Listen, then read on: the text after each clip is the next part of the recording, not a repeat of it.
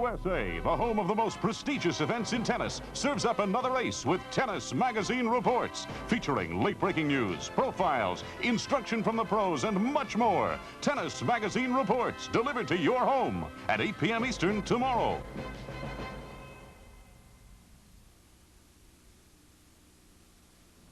The government rescues continental Illinois. That story and more next. The Wall Street Journal Late News, brought to you by Toyota's exciting cars and trucks for 1984. Standing in for William Bruce, here is Ian McLeod.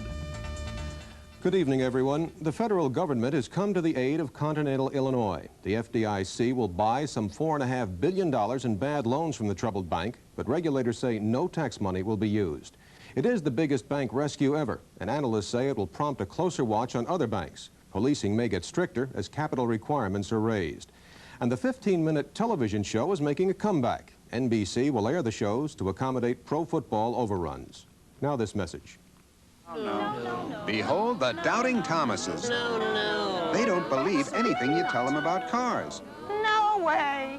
They don't believe you can get a roomy front-wheel drive car that's affordable and gets great gas mileage, too. Impossible. Then we showed them the Toyota Corolla, the high-mileage sedan that's roomy and downright affordable. Come on, how can Corolla give you so much for so little? It's just a Toyota tradition. We believe! We believe! Toyota! Are you better off than you were 8 years ago? Judging by two gauges, most economists say definitely yes. The average American has much more after-tax income to spend, and the so-called misery index, which measures inflation and unemployment, is down sharply. And the boss might soon pay some daycare bills. The new tax law allows flexible corporate benefit plans to include payments for child care to workers who decide to reduce other benefits. On Wall Street, stocks rallied on the rumors of OPEC's problems. The Dow Industrials gained more than 10 points in active trading. I'm Ian McLeod. More news later from the Wall Street Journal on USA.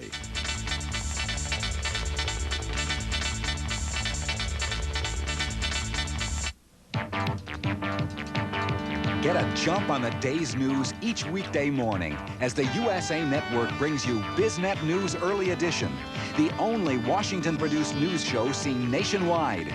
BizNet comes to you live and keeps you informed with comprehensive, up-to-the-minute business, economic, and national political news.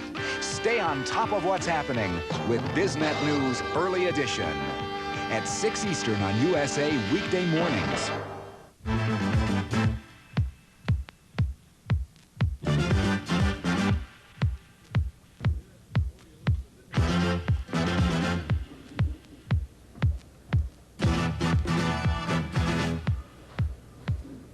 From Highland Lanes in Austin, Texas, the USA Network presents the Professional Bowlers Tour. And tonight, it's the $125,000 Aqua Fest Mr. Gatti's Open. And these are the 5 finalists we'll be seeing. In 5th place is 24-year-old Dave Husted, who returns to the state where he won the U.S. Open 2 years ago. The 4th place finisher, Pete McCordic, has won almost $250,000 on the tour, but without a win. Today, he tries to change his luck. Qualifying 3rd is a 21-year-old, 5-year PBA veteran, Pete Weber, looking for PBA title number 3 with the 2nd highest average on the tour. In 2nd place is 26-year-old Don Genalo from Long Island, New York. He has bowled well in 1984, this being his 4th TV appearance. And the man they'll be shooting at, this week's leader, Marshall Holman, who takes his tour leading average into the final match for $18,000. The $125,000 Aqua Fest Mr. Gatti's Open on USA is brought to you in part by Mobil Super Unleaded Gasoline. Mobil Super Unleaded, it's really powerful. And by Levi's, jeans, cords, and shirts for quality and style you can count on. And welcome, everybody. Deep in the heart of Texas, the Summer PBA Tour continues. I'm Al Troutwig along with Mike. I'm going to make the 257. If it kills me, Durban. More about the 257 later. But a little bit tonight, Mike, about some hot and some hopeful bowlers in the 5 finalists. Well, we do. We have both of those in the top 5 tonight. The hottest bowler on the tour is, of course, Marshall Holman. It seems like he always is. He won the doubles the last tournament on the spring tour with Mark Roth. He comes into Highland Lanes here where he has led the tournament now. This is the third time he's led the tournament. He won it last year. He's trying for 2 in a row on the tour and 2 in a row here at Highland Lanes. Mike, again, we see Marshall Holman, who won here last year and who has had great success in Austin, Texas. We wonder, why do bowlers return to the certain houses and bowl well consistently year after year? Well, it just seems like certain bowling centers will favor the way certain bowlers throw the bowling ball. I know that I've been very fortunate to bowl very well at Riviera Lanes over the course of the last 18 years, and I've been fortunate that they've had a big money tournament. Marshall Holman bowls well everywhere, but he bowls especially here at Highland Lanes. It just seems that the lanes and the lane surface is conducive to the way he throws the bowling ball. Now, we've already met briefly the 5 bowlers we will see tonight. Let's focus in a little bit more on the strokes that they take. Here's Dave Usted from Milwaukee, Oregon. What about Dave? Dave, in 1982, was our second leading money winner. He made over $100,000. Last year he tailed off a little bit. This year he's been in really kind of a slump, but his last 6 tournaments, he's cashed in every one of the 6. He was on the television show, finished second at the doubles. He bowled well here. He finished third here a couple years ago. He could break out of it right here and win his 3rd PBA title. He needs to win again to requalify for Firestone. Now, the next bowler falls into the hopeful category. That's Pete McCordic. A lot of money in the bank, but no PBA titles to his credit.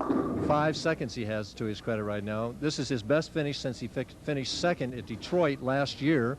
Again, he's looking for that first win. In order to win, he has to win 4 games today. He's in his home state of Texas. He's from Houston. Austin's not very far. He's hoping to put up a good show before his home crowd fans. Now, Pete Weber is shaking off some personal problems he had earlier in the year, and he's bowling well, perhaps the best he's ever bowled. He's bowling just dynamite. He did go to a drug and alcohol rehabilitation center. He came in the paddock at Windsor Locks. He told all the bowlers that he had done this. He asked them not to ask him into the bar afterward and things like that. I thought he showed tremendous courage in doing that, and he's demonstrated that courage in his bowling. He's just been bowling great since that time. Watching him in practice, he's got a great shot in practice. If he can keep that up, he'll be hard to beat today. Also in the hopeful category is Don Genalo from Long Island, New York. Kidney operation last year, and he is now stroking the ball pretty well, too. Throwing the ball very well. He's got real long arms, and he has a real nice stroke. He won on the spring tour in Seattle, trying to make it 2 titles this year here in Austin, Texas. Mike, last year we stood in this very spot almost a year ago to the day and talked about Marshall Holman and that awful 18-month drought. Marshall won that night and went on to win 2 tournaments in a row, and really that picked up his career from then. Now he's still one of the hot bowlers on the tour. At 21 tournaments he's bowled in this year. He failed to cash the first 2. He's cashed every one since. I think he's made the top 24 16 times. This is his 5th time on the television show. He's won 1 tournament. You can't bowl too much better than he's bowling, but I tell you, he has the ability, the talent, that he's a threat to win every tournament he goes in. Marshall, the envy of the PBA Tour. At least for tonight, only 1 game and $18,000 is his. We'll return to Austin, Texas as the PBA Tour continues on USA. But first, these messages coast to coast.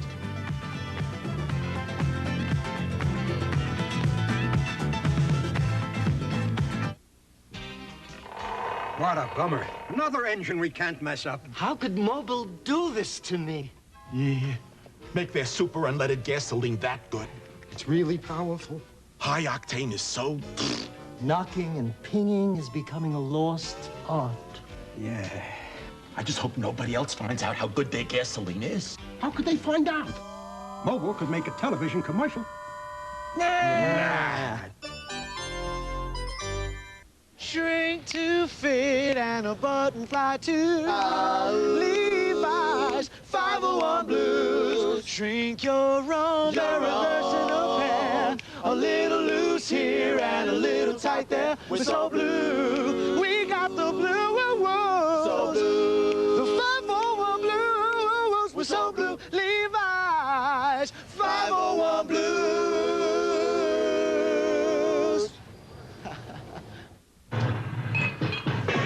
Sounds like there's a bear in the beer. What are we gonna do? I'll be right back. Where's he going? He's going to get that beer from that bear. That's not just a bear. That's a grizzly.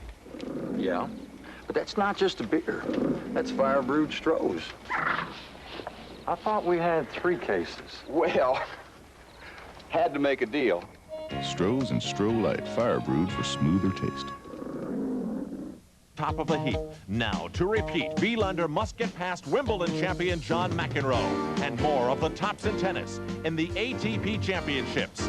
USA serves up the semifinals Saturday, August 25th at 7:30 p.m. Eastern, and the finals Sunday, August 26th at 2 Eastern.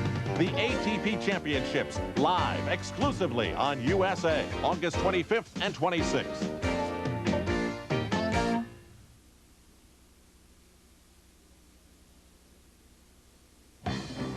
And the Aqua Fest Mr. Gatti's Open will get underway with 30-year-old Pete McCordic, who might be a local favorite. He's from Houston, Texas, and 24-year-old David Husted from Milwaukee, Oregon. They will shake hands and get this $125,000 Open tournament. The finals of it underway. And we're bowling here at Highland Lanes, and lanes 19 and 20. And when I bowled on this pair in the Pro-Am, lane 20 hooked a couple boards more than lane 19. Pete McCordic using a gold urethane bowling ball. He switched to that in about the last 10 minutes of practice. It's high. Interesting, his last shot he threw in practice on that lane, he came up light and left the dinner bucket, and he must have adjusted there at the end. 5-step bowler, very controlled swing, straight swing, right in time at the top. Watch the follow through, straight up, just didn't go to target. It looked good. Cross lane at the 6-pin. Should have no trouble with this spare, and he doesn't. So Pete McCordic spares the opening frame. Pete didn't have a very good average this week, 13th, I believe, of all the bowlers, but he did win games, and that's what has put him in the final. Here's David Husted, 206.8 his average this week. Uh-oh, a little high, 6-7 split. David playing between the second and third arrow, and he got that one in closer to the third arrow, and right away opens up with a split.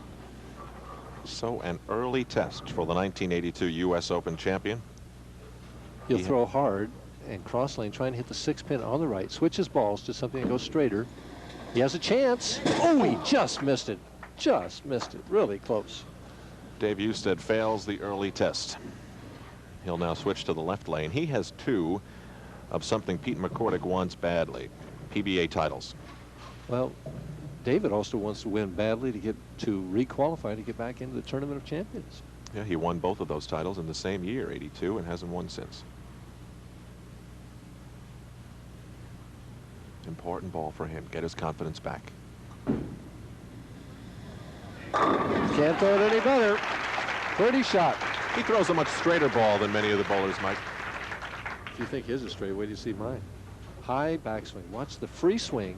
Backswing over his head. Good long slide. Good follow through. See that left arm out there for balance? Back to McCordic quickly, up by a dozen. Much more controlled swing. Big contrast in styles. About the same target though. Comes in light, blows that 5 out of there. Splattered the 1-3, and the rest worked according to plan. McCordic will now slide over to the left lane for the 3rd frame. Again, right around the 12th board, 13th board. Now watch the ball hit the 5-pin. It'll just get that 5, just enough to send it out of there.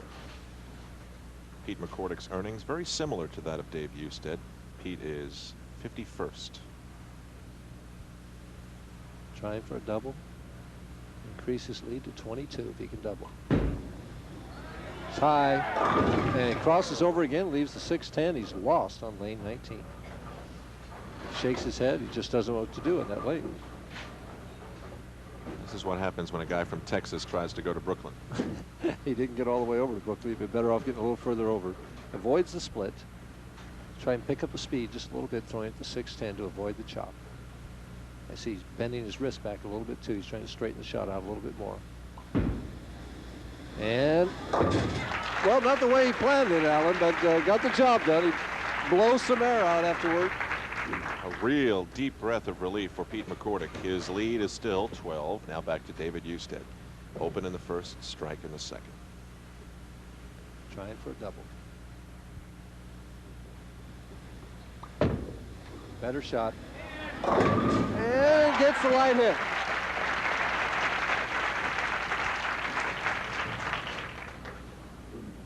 See that high backswing, the left arm back. Ball comes in late. Watch the head pin now. Goes to the wall. And I don't know what it was there that got the 7. It was the 8 pin, I think, that got the 7 there. Dave's best finish of the year was second in the Showboat doubles in Las Vegas. He teamed with Ted Hannes and eventually lost to Marshall Holman and Mark Roth. That's quite a double team. And trying for a triple. Oh, pretty shot. Well, that's the way to rebound, Mike. Yeah, open frame and 3 quick ones right back. You know, when he lost that game to Holman and Roth, they lost 169 to 160. You see this pretty shot by Dave Houston, all 10 pins right in the pit. Can't do any better. McCordic trails now for the first time in the match, down by 8 pins. Ball nicked the thumb hole just a little bit. I heard it rolling over the thumb right at the end. He got lucky. That 7 pin was an afterthought. Well, he thought he was going to trip the 4, which he did, but left the 10 pin.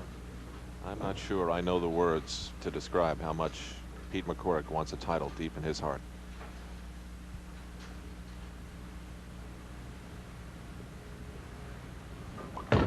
Cross lane at the 10 pin, has the spare easily.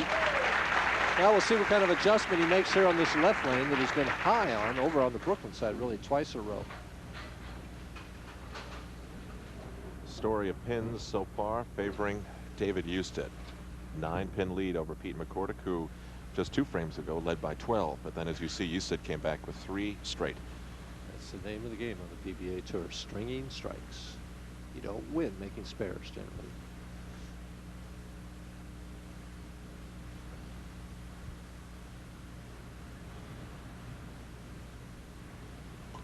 Moves in a little deeper. And gets that 4-pin out of there. You see that adjustment he made there? He moved in closer to the 3rd arrow. Watch these pins, Mike. They come together like closing curtains at the very end. Watch the 2-pin. 3rd one from the left. Goes to the wall, and the butt of it gets that 4-pin out of there. Pete smacks his hands together. Something to get started on. Midway point of game 1, Pete McCordic and David Husted in the Aqua Fest Mr. Gatti's Open. Our first game will continue in a moment.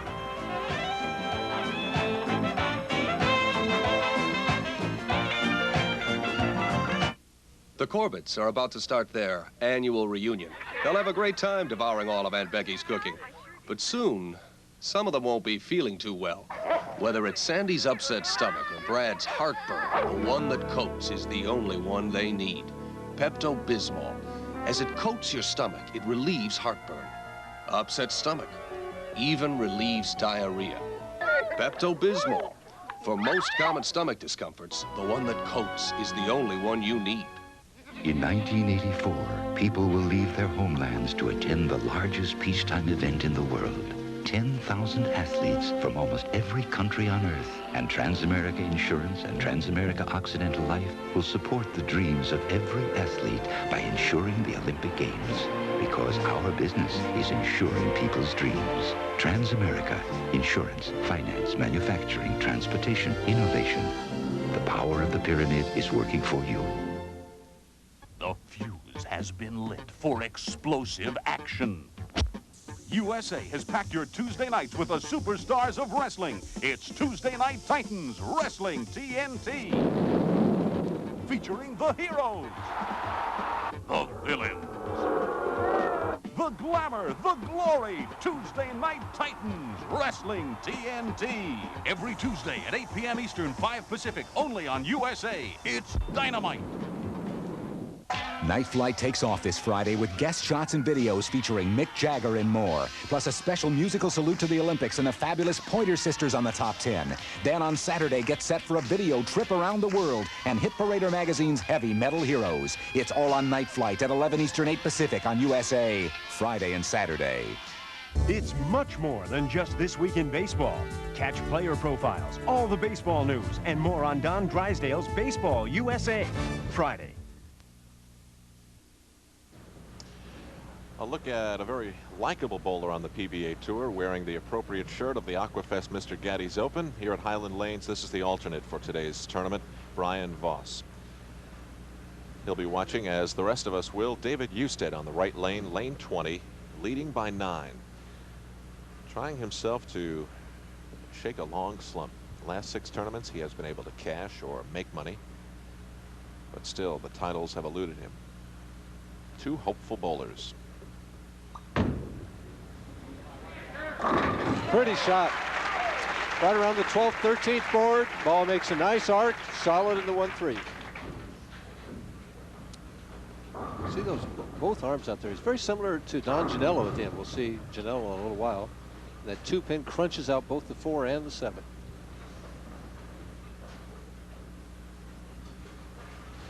It's got to really bother David when things don't click for him. He's such a great athlete. In high school, a super basketball player, and he can really hit a golf ball too.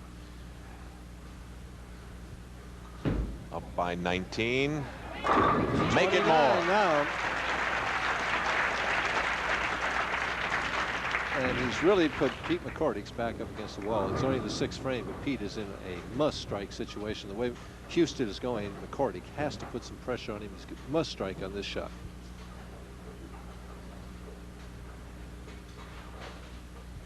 Pete McCordic's wife, Susie, watching. 29 pins is all she's thinking about right now. And he's right there. Oh, nice shot. Great response. Cuts it back to 19, and if he can get one more here, he can cut it down to 9. These are important balls for Pete McCordic. He has chipped 10 off the 29-pin lead of David Usted, but he must be kicking himself, Mike, that he didn't capitalize more on that open frame that Usted left him in the first. Well, that's past right now, Alan. He's got to concentrate on the 7th frame right now and try and make as good a shot he can on his toughest lane. David Usted not really interested in looking right now. Little. Oh, he trips that 4-pin out of there again. He thought the ball was going to be solid, and then it finished right there at the back end. Tripped that 4 and 7 out. This shot needed 3 lanes of body English. And again, the 2-pin, 3rd from the left, goes to the wall and gets both the 4 and the 7. Houston's lead cut to 9 pins.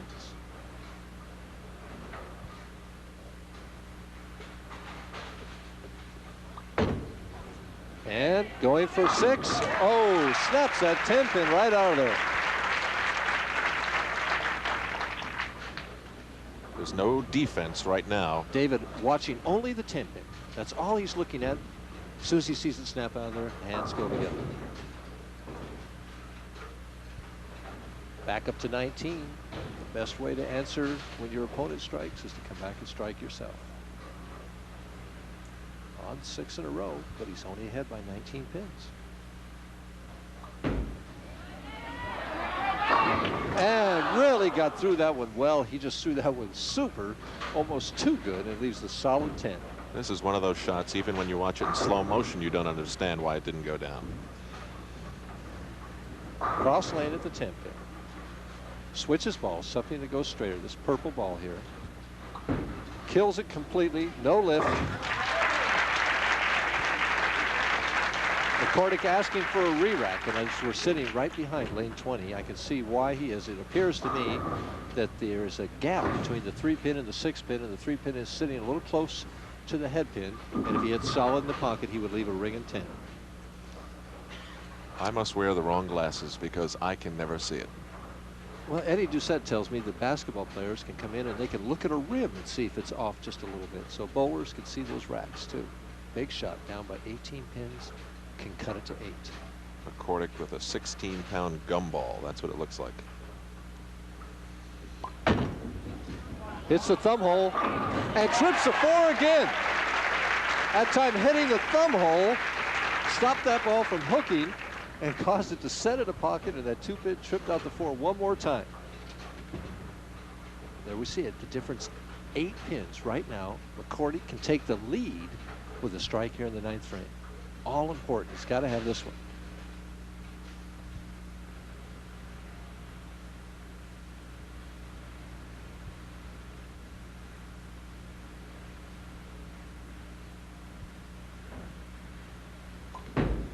Little soft, little soft. Breaks up the split and gets 8, keeping the count even. It makes it a 10-pin match if he makes the spare. But now his fate is not in his own hands. Right now, Dave Houston is potential 257. Pete knows it's high as soon as he let it go. Puts his hands up there. He's happy that he got 8 and knows not a split. At the 4-7, has the spare. As I was saying, Houston is potential 257, where McCordic, the best he can get is 237. So David's fate is in his own hands. Up by 10 pins, 9th frame.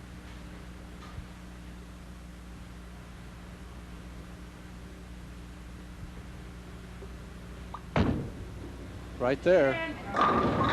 Soft 10 pin again. Last 10 pin was a hard one. This one's soft. Cuts it to 9 pins. David lets it go a little wide. Watch the 6 pin. Second one from the right. Just lay down in the channel. Back live. He's got it.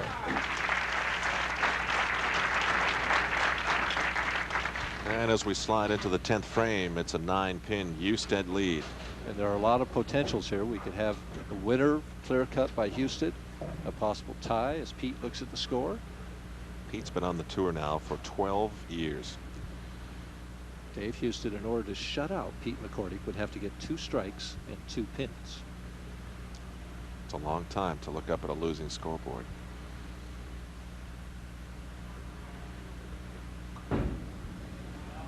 Right there. And 6 pin just snapped that 10 right out of there. That puts him in the 230s. Pretty shot here as he lets it go. Watch the 6 pin this time. Second one from the right. He goes to that sideboard and snaps out the 10. If David does not strike on this ball, and we get a spare, he finished at 236. McCordic could strike out for 237. This is it right here.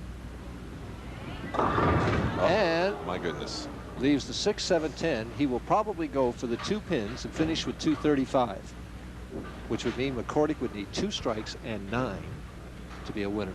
And Pete has bowled very well in the right-hand lane.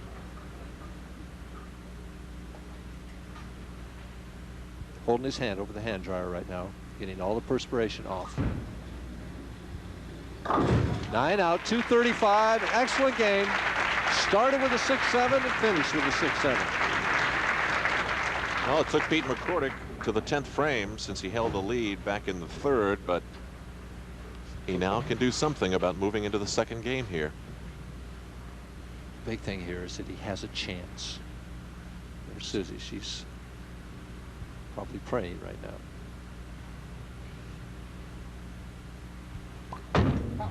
Gives it room, and pretty shot.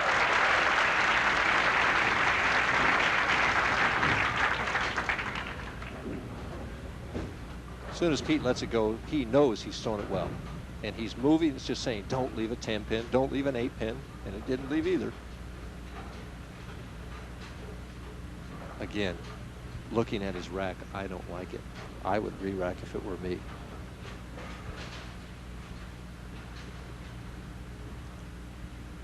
This could turn out to be one of the most important balls Pete McCordic has ever thrown. Right there. And trips the 4 pin out again for the 3rd time in the game. He threw that ball right on target.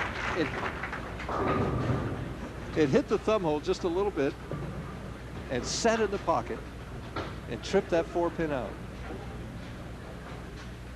2 pin goes to the wall very late and trips the 4 pin out.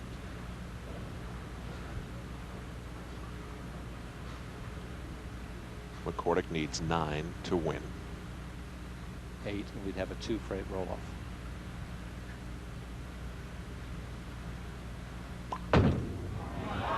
Try. He gets it.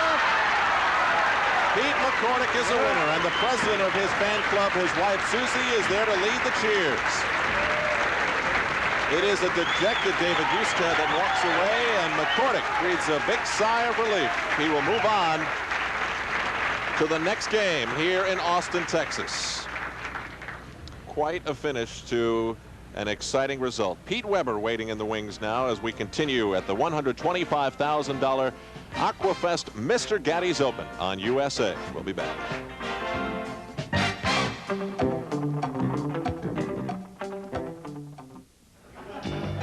This bartender's the next big league pitcher and loves to serve fire brewed Strohs. See what I mean? That was his fastball. That was the curve. Look out. Wild pitch. What was that? Relief pitcher. Stroh's and Stroh Light, fire brewed for smoother taste. It begins as a dream, a quest for a moment of Olympic glory reserved for the very few. At Transamerica Insurance and Transamerica Occidental Life, we're supporting the dreams of every athlete by insuring the Olympic Games. Because our business is insuring people's dreams. Transamerica, insurance, finance, manufacturing, transportation, innovation. The power of the pyramid is working for you. The USA movie. It's action. That's just to let you know we're not talking through our hats. Adventure. You can say that again. Comedy. I'm gonna do a good job too, Captain. You just watch and see. Romance. The USA movie at noon Eastern, 9 a.m. Pacific. Thank you, partner. Well done indeed. It'll make your day. Tee off with U.S. Open runner-up Greg Norman, Bernard Langer, LPGA grade Sandra Haney, and legendary Joanne Big Mama Carner. The International Golf Challenge, every Tuesday at 10 p.m. Eastern, 7 Pacific, only on USA. The Aces battle in the most prestigious event in tennis, the U.S. Open, coming soon to USA. It's a great place to stay. It was a two-pin victory for Pete McCordic over David Usted. At the buzzer, if you will, he will now face 21-year-old Pete Weber from St. Louis, Missouri in Game 2 of the $125,000 Aqua Fest Mr. Gatti's Open. This city of Austin, Texas, by the way, getting ready for their big annual party in the wonderful lakes that surround this really beautiful Central Texas city. It is their big party, and that will be happening soon. President Reagan and Vice President Bush actually coming in to enjoy the celebration here. A look at Pete Weber. Quite a year it has been for this 5-year veteran. Earlier I had a chance to talk to Pete about the year 1984 and much more. Pete Weber's only 21 years old, but amazingly, he's already a 5-year PBA Tour veteran. Pete, that's amazing that at the age of 21, you've already packed in 5 years under your belt. Oh, yeah, it is. Most people wouldn't come out until they were 18. Fortunately, they changed the rule on joining the PBA. They changed it from 18 and graduated to just graduated. I graduated when I was, well, really, I graduated when I was 16. I got a GED. And Dad went to the executive board, and he changed the rule, and that allowed me to join the PBA and come out on tour. Now, Pete, you had some problems this year with alcohol and so forth, and you admitted that, and now it's a few months since you went into rehabilitation, and you seem to be handling it fine. Is that the way it reads right now? Oh, yeah, I've been handling it real good. I feel great about myself. My bowling's been great, and I'm just looking forward to the rest of the year and the years to come. Now, you always like to see something good come out of a situation like that, and of course it's a great situation for you, but have you brought any other bowlers out that perhaps had a similar problem and weren't able to bring it out in the Open as you were? No, I haven't heard of anybody admitting a problem with their drinking or stuff like that. Although I know Bob Chamberlain in Toledo, Ohio at the National Championship, he came out and said he was a recovering alcoholic also. I always want to ask you how your father's doing. What's he up to? Well, he's up to working at the bowling alley, playing a little golf here and there, and just recently he's going to be our regional director in the Midwest. Now, 1984 has turned out, as you said, to be quite a good year. After your problems, you're bowling well. How does it feel now stepping up to the lane as compared to maybe, say, 8, 9, 10 months ago? Well, 8, 9, or 10 months ago, I was a very short-tempered, confused boy. And now I've learned to accept my taps and my reps, and I just don't let it bother me as much. And I think I've changed a lot, and I think I've become more of a man than a boy now. So what has happened this week in Austin, Texas? Well, I've come out, I've bowled well the first 4 blocks of the tournament, and the last 2 blocks I had a little troubles, but I think I'm over with that, and we're going to win today. Well, Pete, we shall see. The handshake between Pete Weber and Pete McCordic. And McCordic really with a great finish against David Usted. He's got to be oozing with confidence right now. As our statistician Mark has informed me that the left lane is the one actually hooking the most here. I think at the top of the show I said that the right lane was, but it turns out today the left lane is hooking a little bit more for everybody. Pete's in there on third arrow, starts with a strike. Well, without a doubt, this second game is for Pete's sake. Pete Weber up now in the right lane, lane 20. Watch how high he brings the ball back. Almost over his head, Mike, on the... It is over his head, Alan. Swinging the second arrow. Zap-a-dap-a-doo. 5-step delivery. Drops the ball in a great big high backswing and then a great follow through. Gets tremendous lift and turn on the shot. Pete has won 2 PBA titles. See those, as he puts his fingers in, that is a cut-off golf glove that he's wearing on those fingers. And the reason he's wearing that is he was tearing up the joints, the lining of the first joint of his finger, and that prevents it. So he gets a double.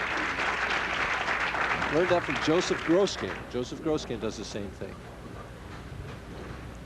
Again now, McCordic gets somebody tripping the 4-pin at him. 2-pin goes to the wall and gets the 4 and the 7. McCordic, second frame, strikes across the board.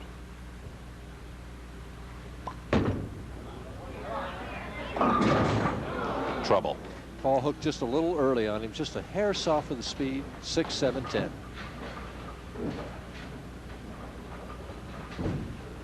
Looks like a good shot here, but the ball breaks right now. See it start to hook there just way too soon on the lane, 6, 7, 10. The way Weber's going, I think the Pete is forced to go for the split. Pete not liking it.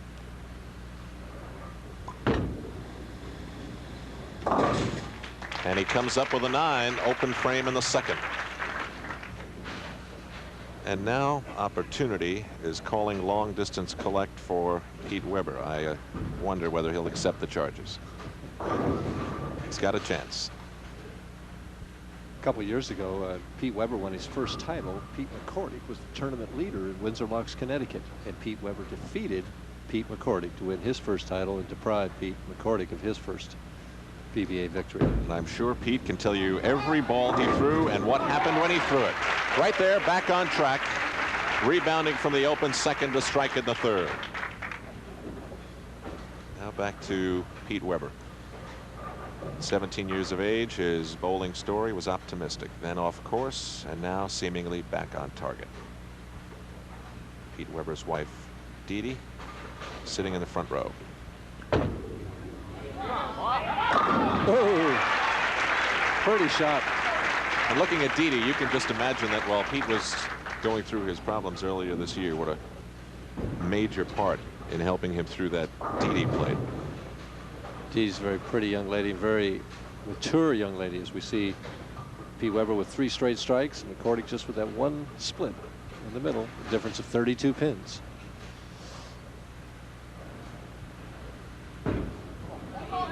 Oh boy. I'll tell you what, we could be staring at a possible 300 here. This boy's really on track. He was bowling with such confidence. You could just see it in his face and his body English. Pow. All 10 in the pit. McCordic has to strike.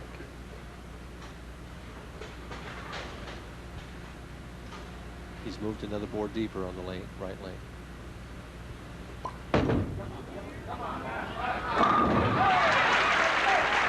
Made that adjustment. The lane just broke down on him a little bit since he finished that 10th frame. Really gets this one out of the lane. Hits with a thud. But the result is that it's right dead in the 1-3 pocket. And we've seen 7 out of 8 strikes. But McCordic got full penalty on the one he didn't strike on. Can cut the lead back to 22 here and keep himself in the ballgame with 1 more.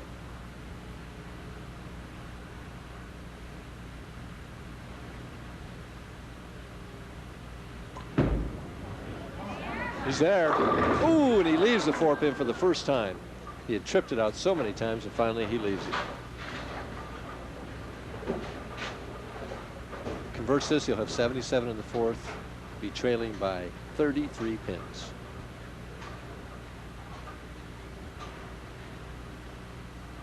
Should present no problem. Cross lane at the 4 pin. And well, he just wanted to give the fans a thrill there. Watch He's looking this. at, he's yelling, he's thinking, stop, stop.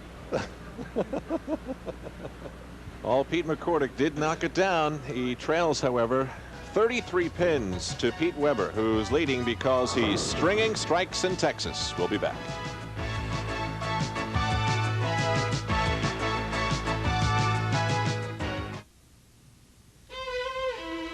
To work the way your hand works, the ideal measuring tape would be shaped the way your hand is shaped, with its control button where your thumb is, shaped the way your thumb is shaped.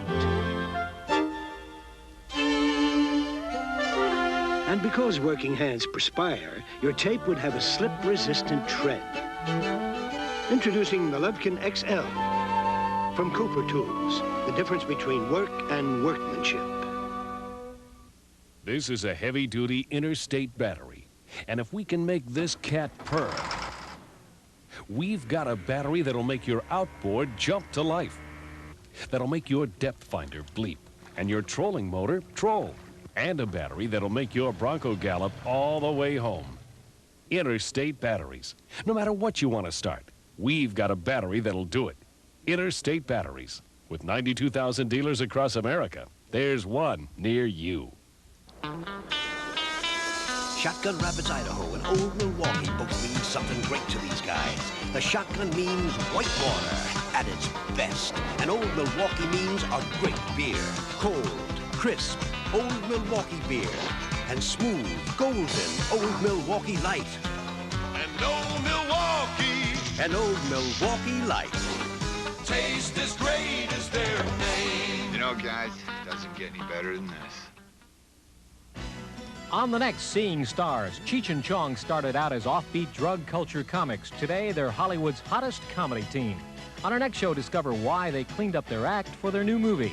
Meet sexy Mickey Rourke, star of The Pope of Greenwich Village, and discover how his co-stars help make the Pope a pleasure. And get a sneak preview of a new movie with Dudley Moore and Eddie Murphy. I'm Jim Finnerty. Join me for Seeing Stars, 12:30 p.m. Eastern, 9:30 a.m. Pacific on USA Saturday. Pete Weber's wife, Dee Dee, front row center here at Highland Lanes in Austin, Texas. 4 years ago, her husband Pete was Rookie of the Year. A rookie no longer. He is a seasoned veteran, and he has been through it. Right now, 4 straight strikes in his favor. He'll be bowling in the 5th. I'm Al Troutwig, along with Firestone Tournament of Champions winner Mike Durbin. Sounds nice, doesn't it, Mike? Yeah, I wish you could say it every year. One more. Oh, boy. Make it 5. And he wants a re-rack with the left lane. Evidently, he had taken a peek at it early, and he knew that right away. Boy, he lets this one go. He just knows it's solid as soon as he let it go. Look at those eyes. Very calm. You see how calm he is? I'm looking at his body English, and he's just as confident as I've ever seen any bowler step upon a pair of lanes. It's very intense, though. He's trying to stare the pins down.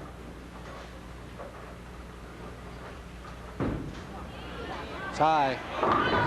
Baby split. The streak is over. In the 6th, Weber leads 2.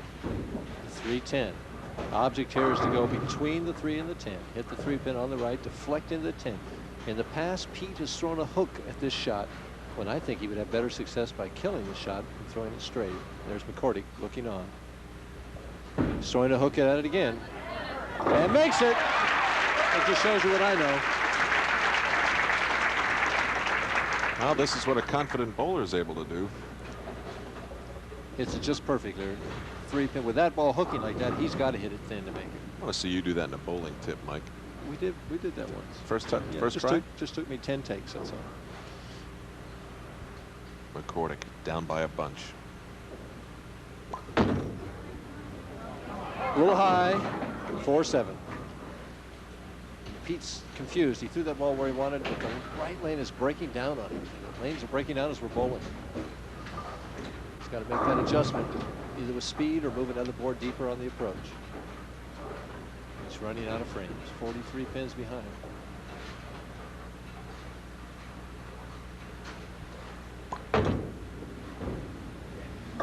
Has this one a little more solidly that time. So the story here in Austin, Texas, not a good one for Pete McCordic. Getting ready to enter the 7th frame. He trails by 43. And you see that 5-strike string of Pete Weber that really put him way out in front. Already we have to think in terms of potentials right now. Pete McCordic is still potential 235 if he would strike all the way out. Where Pete Weber is going at a 238 pace right now. Tie again, 4-7 again.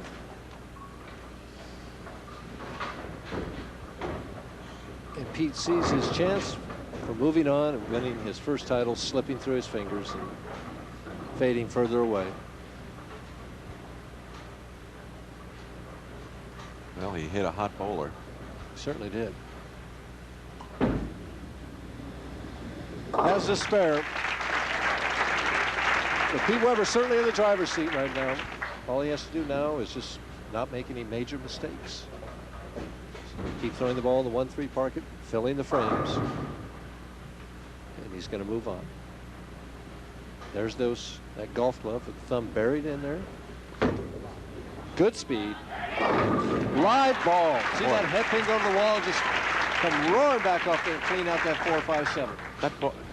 That ball seemed to grab a little later than the others, Mike, and it seemed to grab just in time. It did grab just in time. Watch the head pin go to the wall. All of a sudden. Back and see that 4-5-7 go right out of there. Another re-rack for Pete Weber on the left lane, 19. He's allowed 3. He's used 2. Means he has 1 left. Really? Are you sure? Okay. Oh! He didn't know whether that was going to hold or not. He's kind of looking at it. It's interesting. I find it interesting. Pete Weber throws a bigger hook than Pete McCordic. Yet Pete Weber is playing further right on this pair than Pete McCordic. It's interesting the different ball reactions we have on the lane conditions we're bowling on nowadays. McCordic moves in a little deeper on the right lane and gets that 10 pin out of there. But he's 55 pins behind. He's completely disgusted by now. Let's see what hits the 10 pin here. Normally a shot like this would keep your hopes alive, but well, he could still shoot 223, but for all intents and purposes, Pete Weber is going to move on to bowl Don Genalo. One more. Nope. High, 6-10, and that definitely does it. Pete Weber just has to show up for the 9th frame, keep the ball in the lane, and he's going to move on. the sounds in the background are those of Don Genalo warming up about 10 lanes to our right. Genalo better have his strike clothes on.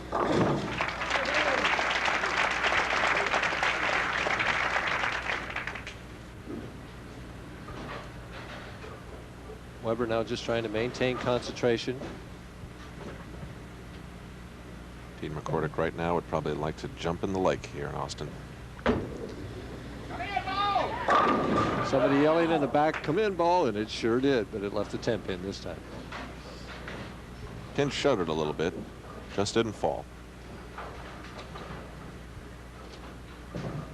Dee Dee looking up at the score. She knows the score, knows her husband's moving on to bowl Don Genalo. That does it right now. He's definitely a winner already. Not even showing up for the 10th frame. He can throw this one in the parking lot and still win easily.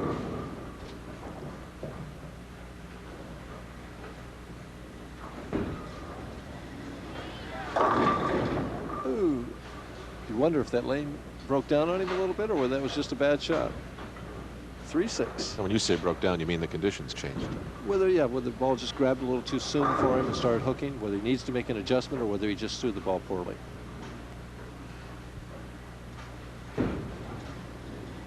has the spare. And we'll probably find out on this. He'll do a little practicing. If he did throw the ball well and it hooked high on that last shot, he'll have to make an adjustment on this shot. This is the last practice shot he'll get on this pair before he has to bowl Genalo.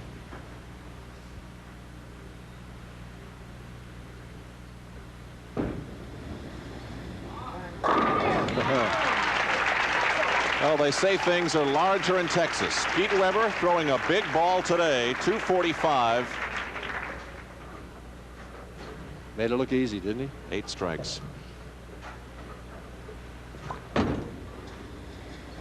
And Pete McCordic leaves another 10 pin. Pete Weber will be facing Don Genalo right after this, and the intensity remains on the cement face of Pete Weber.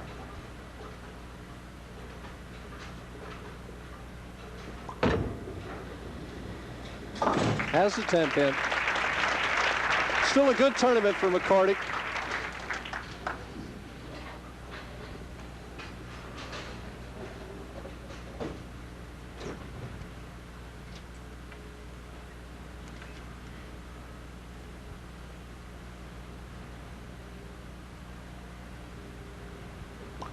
Going to pick up $5,500. It's not a bad week's work. At least another 10 pin finishes at 191. 245 to 191. Pete McCordic looking good after game 1 until he ran into a brick wall named Pete Weber. And in game 3, Don Genalo had better act like a very frustrated union and strike. We'll be back in Austin in a moment.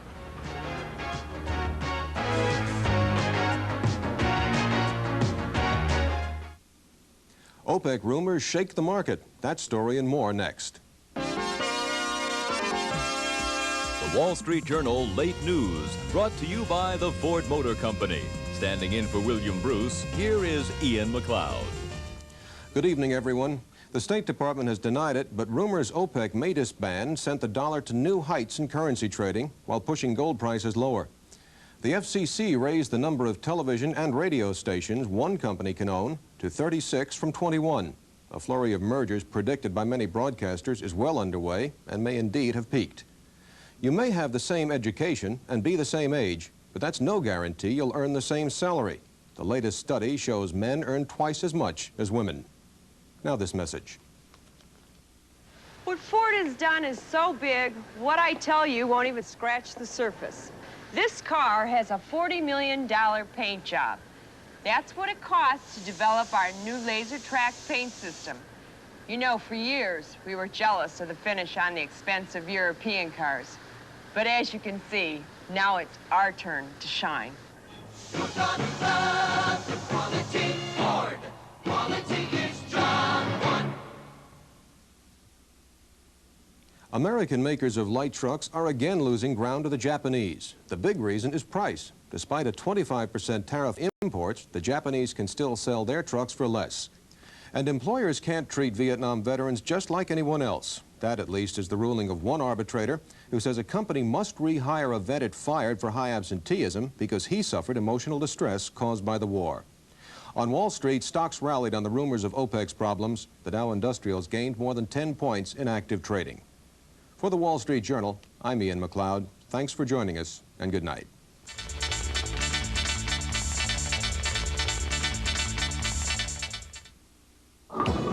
We're back in Austin, Texas on USA Sports. We're focusing in tonight on the 5 bowlers who survived, but for a moment we'll talk about the 6 through 24 who did not. In 6th place, acting as our alternate today, is good-looking Brian Voss. Henry Gonzalez from Colorado Springs, Colorado, is 7th. Mark Baker from Garden Grove finished 8th. Ted Hannes, our Peoria champion this year, finished 9th. The U.S. Open champion Mark Roth finished 10th. Joe Berardi 11th. Jimmy Pritz, still bowling well, finished 12th.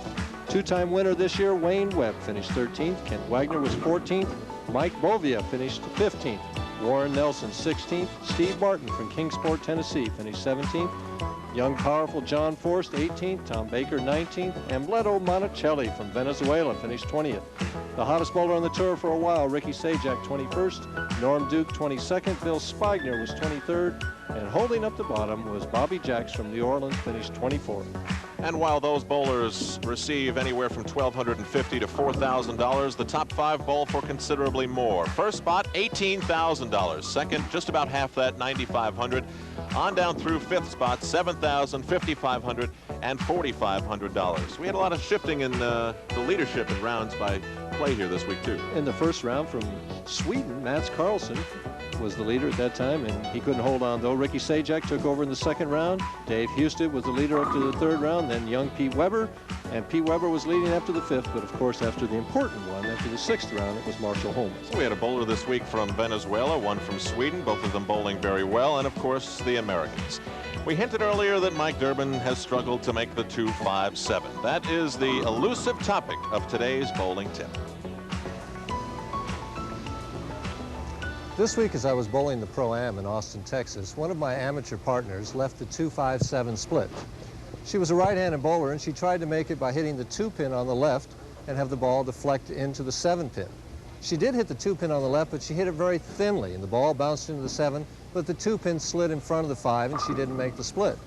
When she came back from the foul line, she asked me, did she shoot it correctly? And that's a very good question, because there are 2 ways that I can shoot the 2-7 split, or in this case, the 2-5-7. I can shoot it from the right, where I try and hit the 2-pin on the right and bounce the 2-pin into the 7, or I can shoot it as my amateur partner did on the left, where the ball hits the 2-pin, deflects into the 7, and the 2-pin takes out the 5. Well, I believe my amateur partner shot it the correct way, the high percentage way, by trying to hit the 2-pin on the left. The reason for this is that many times if I try and hit the 2-pin on the right, I seem to hit it perfectly, yet the 2-pin flies right around the 7. So the high percentage way is to try and hit the 2-pin on the left. Well, enough of this theory. Let's see if I can take all this theorizing and put it into practice and convert the split. And the first question I want to ask myself is, where do I stand and what do I aim at to try and make the split? Well, again, I'm going to use my strike target. In this case, my strike target is right around the 3rd arrow. And if you remember last year, we did a tip on how to make the 4-pin, and we said that to make the 4-pin, you moved 8 boards to the right from where you stood for a strike and used your strike target. And that's basically about it for the 2-7. But I'm going to add a couple boards to it and make it 10 boards. So I move over here, and again, the 3rd arrow is my target, and I'm going to try and make the split.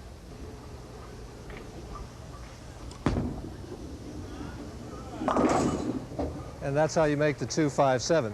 Remember, every time you make it, it adds 11 pins to your score, and the high percentage way to make it is to shoot it on the left. We'll see you again next week. The amazing thing, Mike, was that you did that on the first take. Sure, he did. Mike, who's making how much? We won't tell him how many takes it took. Leading the money parade this year is Mark Roth from Spring Lakes Heights, New Jersey, with a little over 95,000, and he added to that this year. He's fast approaching 100,000. Yours truly is in second with 84.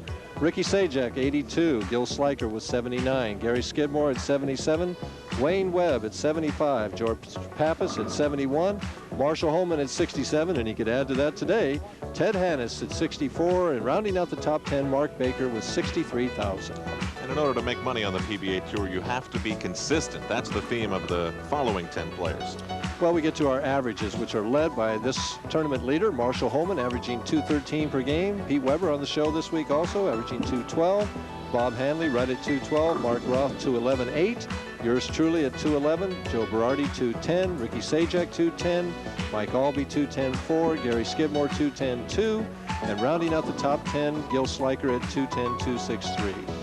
Consistency is something one of the bowlers that I talked to today would love to develop. Here's an interview that we had earlier. When Pete McCordic wins his first PBA title, he may be a little more lonely than he is today. We were joking about that before, Pete. You do a lot of interviews about the fact that you've won more money on the PBA Tour than anyone else without winning a PBA title. Well, that is a little bit of recognition. I don't know if I like it, but it's always a question people say, why haven't you won? You've been on tour a long time. You've got a lot of high finishes, but you've never won. Charlie Tapp says when he won in Seattle that no one interviews him anymore because he can't, he's won a title and now he doesn't have that recognition. He's passed that on to me. But I'd much rather trade it for a title. Well, consider it a firm promise that when you win, you will be interviewed again, at least by us anyway. How's it been for you in 1984? Fair. It's not been as good as I'd hoped for. I don't know if you're ever really satisfied. It seems like I was cashing pretty regularly for a while. And then I hit a little slump toward the end of the spring, which just kind of really ruined the year so far. But there's a lot of tournaments left. I bowled real well here this week, and hopefully I can finish the year as good as I had started this week. Now, does bowling in Texas have anything to do with it for you? Well, Austin's not that far from Houston. It's only about a 2.5-hour drive from my house. I know a lot of the people here. Since I am from Texas, it seems like a lot of the crowd has gotten behind me, and it's helped. When you're bowling good and the crowd's behind you, it just it gets you even more pumped up. When you win the first PBA title, do you feel that that's going to perhaps carry you on to maybe 2 or 3 in a row, or at least a string of good fortune? I know that happened to Marshall Holman last year. He hadn't won for 18 months, and then he came here and won, and all of a sudden he was the hottest bowler on tour. Well, I don't know if I will ever be as hot as Marshall Holman. Marshall's such a great bowler that that would be asking a lot. But say Art Trask. When Art won, he won 3 tournaments that one year. When I win the first one, hopefully I can get over that little hump. You know, I feel confident in my bowling. I feel like I know I'm good enough to win. But until you do it, you know, you have to prove it to yourself and to everybody else. So even though I'm confident in it, I still have to prove it to myself and to everybody else. And the great 60-foot challenge of the PBA Tour will continue next week. The bowlers will remain in Texas, as will we on USA Sports. August 2nd, the $110,000 Houston Open. On the next week, up to the Chicago area for the $110,000 Waukegan Open. Up to Western New York for the Buffalo Open on August 16th. Across the border to Windsor, Ontario for the Molson Golden Bowling Challenge, August 23rd. And then on September 2nd, we'll wrap up our coverage with the $110,000, and this is always one of our favorite events, the PBA Seniors Championship in Canton, Ohio. But for the time being, we'll focus still in Austin, Texas, and we'll be back with the continuing coverage of the Aqua Fest Mr. Gatti's Open after this.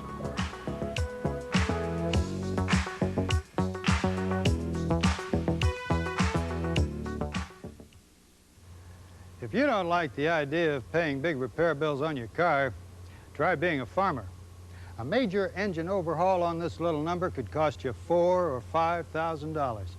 So farmers look after things right, like changing the oil and putting in a new Fram oil filter when they're supposed to. Even a big Fram filter like this doesn't cost much. Repairing this does. Believe me, farmers know the value of a dollar, and they'd rather pay a little now than a lot later. East Point, Maine and Old Milwaukee both mean something great to these guys. East Point means a New England clam bake, summer fun and food at its best. And Old Milwaukee means a great beer. Cold, crisp Old Milwaukee beer and smooth, golden Old Milwaukee Light. Old Milwaukee. And Old Milwaukee Light. Taste as great as their name. You know, guys, it doesn't get any better than this. In 1984, people will leave their homelands to attend the largest peacetime event in the world. 10,000 athletes from almost every country on Earth, and Transamerica Insurance and Transamerica Occidental Life will support the dreams of every athlete by insuring the Olympic Games. Because our business is insuring people's dreams. Transamerica, insurance, finance, manufacturing, transportation, innovation. The power of the pyramid is working for you. Wednesday, it's dynamic detective work in triplicate on USA's Crime Busters. Lauren Green bucks the system to reunite a father and son on grip. Teresa Graves defends herself against a drug pusher who's out to get Christy Love. And is Vincent Baguetta's aunt a sitting duck? Find out in the Eddie Capra Mysteries. USA's Crime Busters, making the streets safe for everyone. At 8 p.m. Eastern, 5 Pacific, right after Dragnet, Wednesday. Book it. Pete Weber on the left of your screen, crushing Pete McCordic, 245 to 191. He'll now face Long Island, New York's Don Genalo in Game 3. One of these two men will bowl against Marshall Holman for the $18,000 top prize. This is the PBA on USA. We are in Austin, Texas for the $125,000 Aqua Fest Mr. Gatti's Open. Don Genalo comes from my neck of the woods, North Merrick, Long Island, New York, where I believe they could use something like an Aqua Fest. Certainly there is plenty of water on Long Island. I'm Al Troutwig along with Mike Durbin. In just a moment, Don Genalo will face Pete Weber. But before we do that, a short chat with Don Genalo, who we talked with earlier. If Don Genalo looks a little tired today, that's because he didn't sleep very well last night. But when you're bowling for $18,000 under the hot lights of television, that can be expected. A restless night, I mean. What did you think about last night, Don? Mostly what I want to do today, how I bowled on the lanes during the week, and not getting any sleep is normal for me. I haven't gotten any sleep for most of the times I've made the top 5.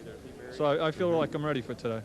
Don, America always loves a good comeback story, and I think you are one of those. You had a kidney operation last year, and now you're bowling fabulously in 1984. Did you have a struggle coming back? Do you feel like you overcame a tremendous hurdle in your life? Oh, definitely. I had a little trouble coming back at first, getting my confidence back. I started off the winter a little slow, but I finished 3rd in Garden City, my hometown, and since then I've been bowling great.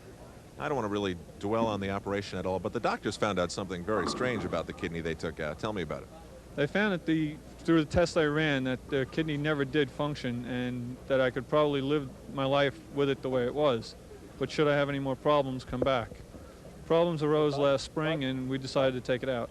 So your whole life with a bum kidney, that's very interesting.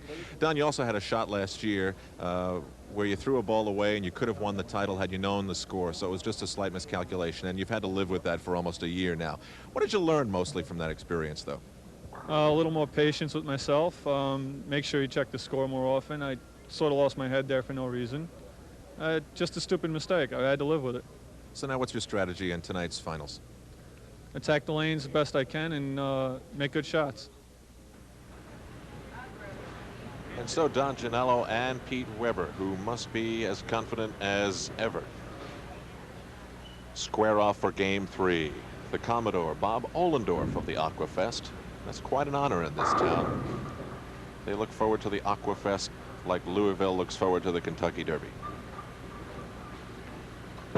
Genalo playing in around the 3rd arrow on the left lane. Hits the nose the first shot, leaves the 6th end. Another 5-step ball, long arms. See how he's very similar to Dave Houston with that left arm back. As they both hit that 3rd step, both arms are back. See his left arm go out here for balance now. Good slide, good finish position. Makes the spare. His form is pretty much out of the textbook. Yeah, he has a very straight swing, pretty free, has good follow through. He's good in the clutch, has good heavy roll on his ball, yet his ball doesn't hook a lot. And now the high pendulum toss of Pete Weber.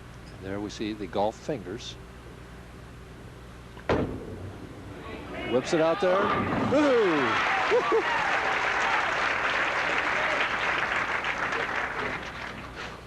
And Weber just continues, so he strikes. His hand rips around the side of that ball. He goes about 40 feet, starts making his turn. Zap-a-dap-a-doo.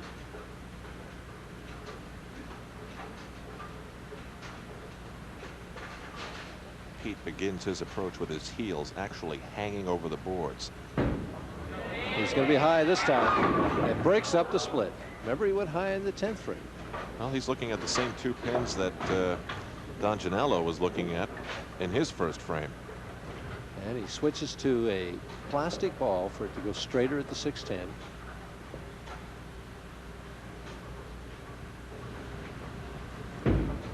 And ooh, just gets it. He was a little worried there. He thought maybe he was going to chop that 6 off the 10. He walked away and gave the safe sign. He is safe. We're even. Don Genalo in the 2nd frame. Don Genalo almost is all the way to the back of the approach. Just up a little bit.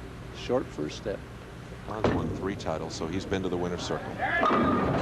Good shot. Solid 4-7. 2 pin just flew right over the top of both the 4 and the 7. He's right on lane. He needs to just pick up his speed just a hair on this right lane. Just throw it a hair harder.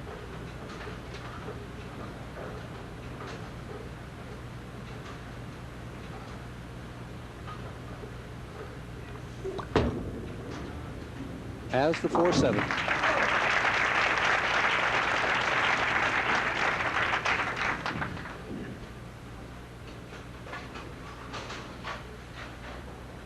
We have a local cameraman walking down behind the screen, and Genalo is staring daggers at him.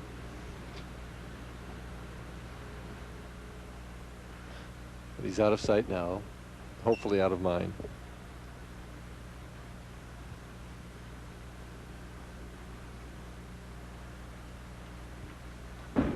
Right over that third arrow. It's high again. On the Brooklyn, leaves the 6-pin.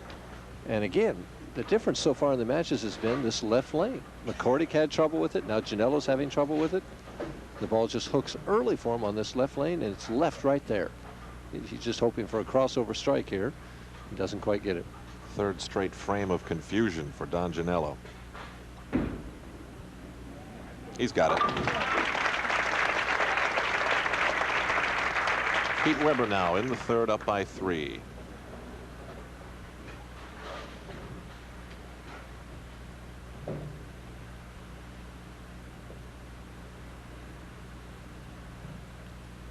Didi is concentrating deeply. Gives it a lot of room. It's going high. Baby split. Didi peeks around her husband to see it. And suddenly, the scoring has tailed off a little bit. The lanes are breaking down, or the oil's moving around. The bowlers have not made the adjustment. Swings it out past the second arrow at the break point. Goes high. Well, this should be a perplexed look. It is on Pete Weber's face. He made this in the first match. And has it again. Woo! You know, it's possible, Alan, for a big hook ball bowler like Pete Weber to actually send that ball between the 2 pins and hit neither one of them. Well, he didn't do that time. He's up by 1 after 3. That was quite. See, he just hits it here, just barely gets both pins. Quite a conversion. And well, suddenly he's lost the pocket on both lanes now. Isn't that amazing? He comes out and throws 240 as easy as you thought he could shoot it every game, all day long, and now he's having trouble hitting the 1-3 pocket. Switches balls again to shoot the 2-pin. And has the spare. But Genalo is definitely very much in this match. He's even as he steps up in the 4th frame, and he hasn't had a strike yet.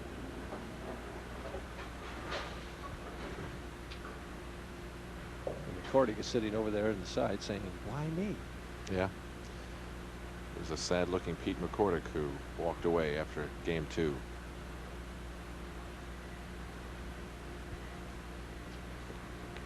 Right over the third arrow. Right. Looks up and says thank you. Now Pete Weber may have dropped something, and perhaps Don Genalo has picked it up. In there right over the third arrow. And the ball doesn't really bite. Watch the head pin. Goes to the wall. Gets that mixing action. 4-5-7 goes out of there. First 10-pin effort for Don Genalo. Left lane, 5th frame. Hasn't been close on this lane yet. And still not. Breaks up a split one more time. Nobody's hit the pocket on lane 19 yet. And I know Marshall Holman is over there studying. And probably whoever wins this match, he's going to make him finish on lane 19, I would guess.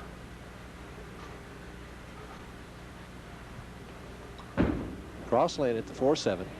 Has the spare. And we're all even through 5 frames.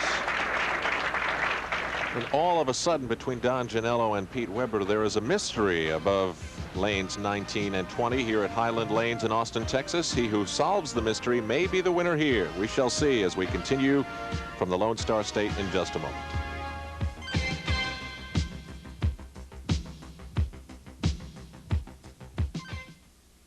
Shrink to fit and a button fly too. Levi's 501 Blues. Shrink your own, they're reversing a pair. A little loose here and a little tight there. We're so blue. We got the blue. So blue. The 501 Blues. We're so blue. Levi's 501 Blues.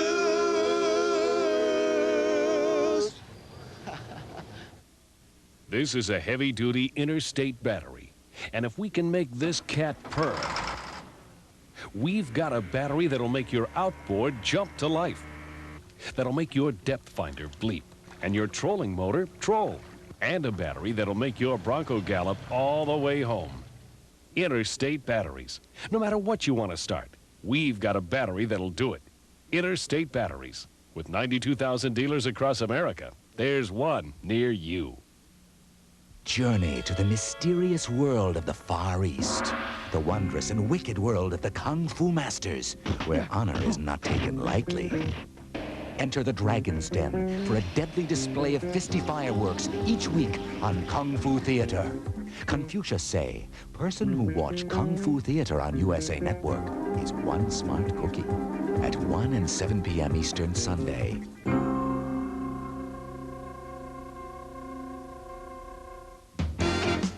USA, a place to spend your days and nights. USA, where you can let your mind take flight. USA, USA, USA, it's a great place to stay.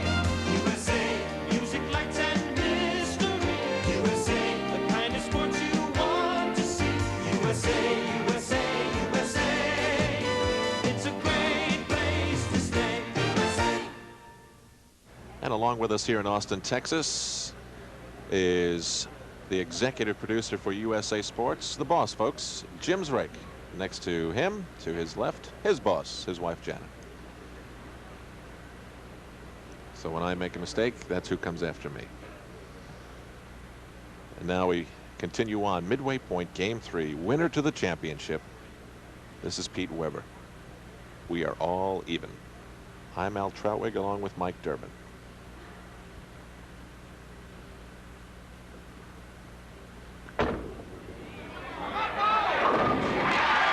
Well, Pete may have it back.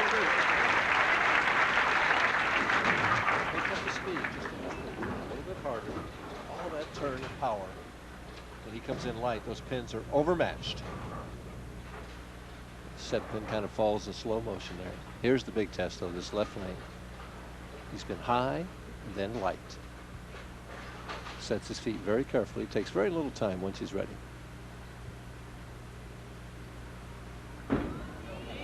Looks good.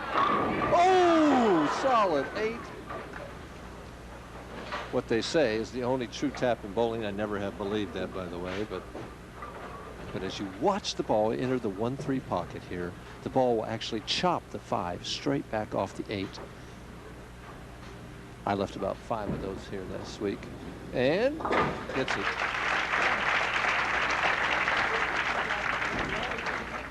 What do you mean by the only true tap in bowling? Well, that's what people say, because they say for a 10 pin that the ball came in late behind the pocket, or 4 pin it's a little bit high, and solid 8 is a perfect shot and still gets tapped.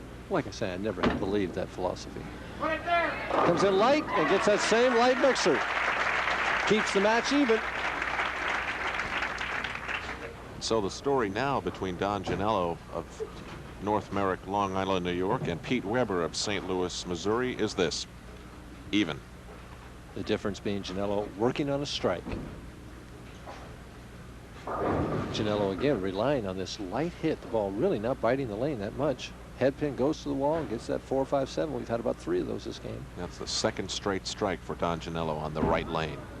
Nobody struck on this lane until now.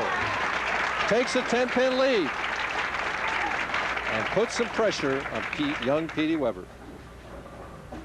Petey behind for the first time in either match. Solid in the 1-3 pot. Made the perfect adjustment. And Genalo is very aggressive once he gets strikes going.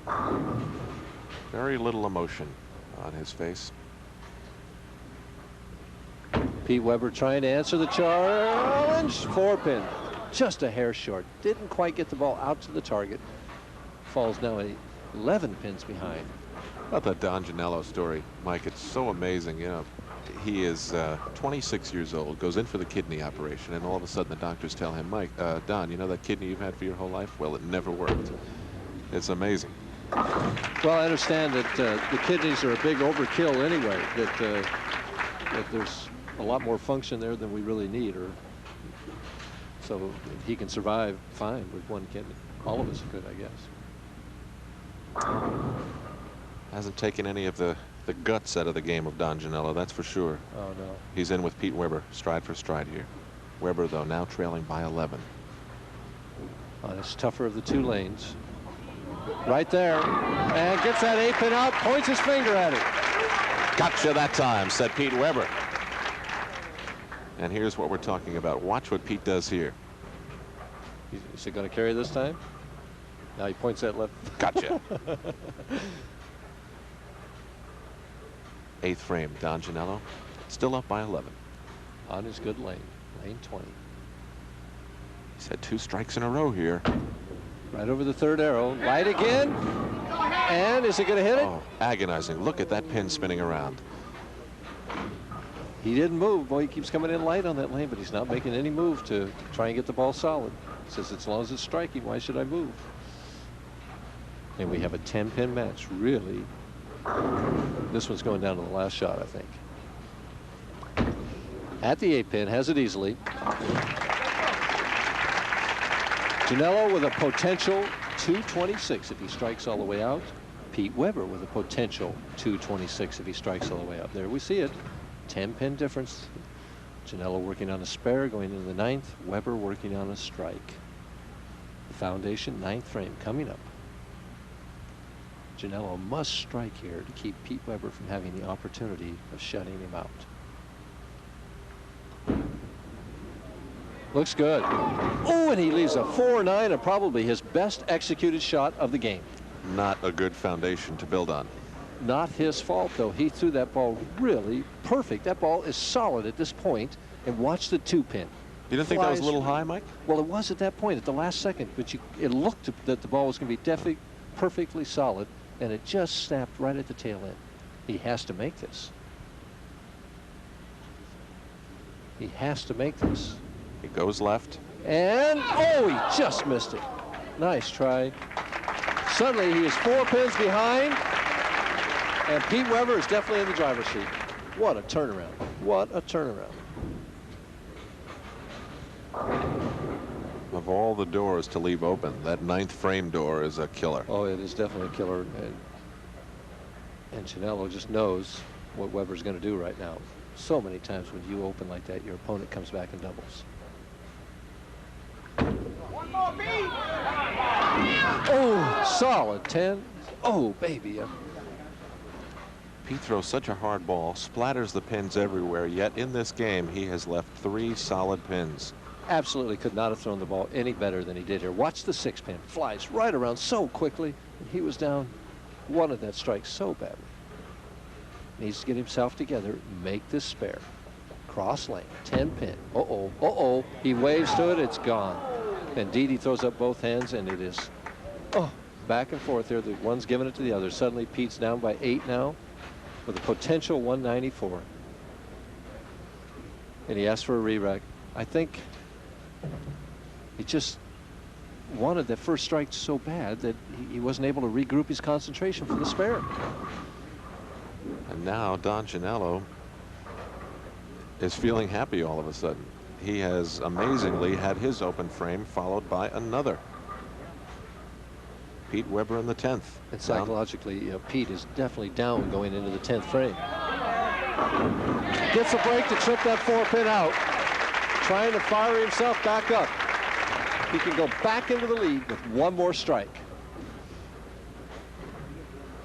Here's Pete Weber just trying to get himself back in line.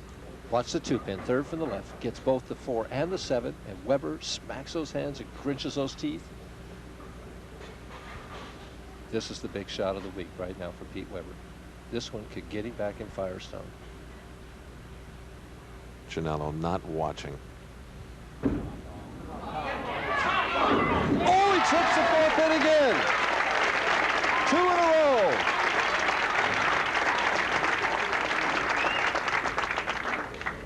A little intensity unleashed here. Is it going to hold? Is it? Is it? Yes. Just to show you how big that shot was in the 9th frame. If he strikes here, he finishes with 194. If he'd have carried the 10-pin, he'd have rolled a 226. 9 pins he needs to make Genalo double.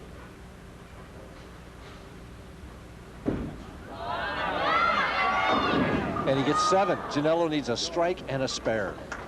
Oh, he eased up on that speed. 191. Genalo now needs a strike and a spare, or a spare and a strike. We could have a tie. A spare and 9, and we have a tie. It was a hair-raising moment for Pete Weber watching that ball go down the lane. Oh, it's so much different needing 1 strike rather than 2. And Genalo is a great clutch 10th frame bowler. great clutch bowler. Right over the target. He's light, and he leaves the washout. The ball never hooked. He must not have got the lift on the ball. He leaves the 1, 2, 4, 10. I'm sitting right behind him, and he hit his target, but the ball never bit the lane. He'd been light the whole game. Now he has to regroup himself and convert this spare. Now I'm watching Pete Weber. He's got his back to the lane, his head buried in his hands, and he's taking some of the biggest gulps I've ever seen. And Genalo shaking his head. It has a chance. Right around it. Oh, and Pete Weber's the winner, moves on to bowl Marshall Holman.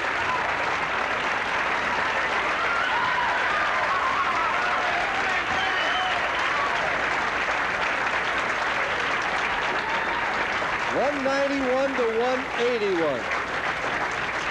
And the hopes of these two gentlemen have just gone for quite a ride up and down the roller coaster, but Weber winds out in front by 10. And now Pete Weber will face Marshall Holman, two powerful, intense bowlers. The winner to get $18,000. Back in Austin in a moment.